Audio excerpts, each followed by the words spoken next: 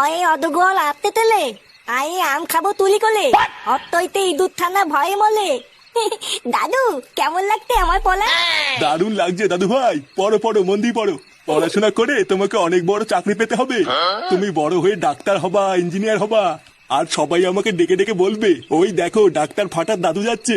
তোমার বাপটা তো আর আমার মুখ রাখলো না, পুরো গ্রামে আমার মান সম্মানের পুঙা মেরে দিল। তাই এখন যা করার তোমাকেই করতে হবে দাদু ভাই। দাদু আমি অনেক বড় চাকরি করবো।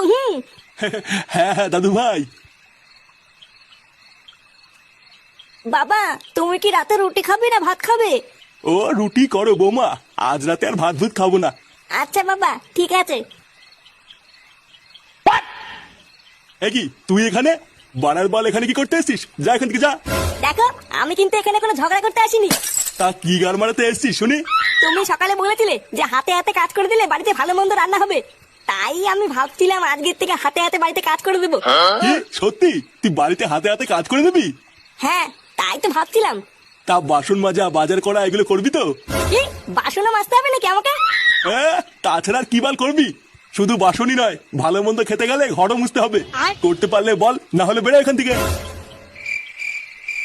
হ্যাঁ হ্যাঁ ঠিক আছে তাই করবো। লেওরা এছাড়া তো আর কোনো রাস্তাও নেই।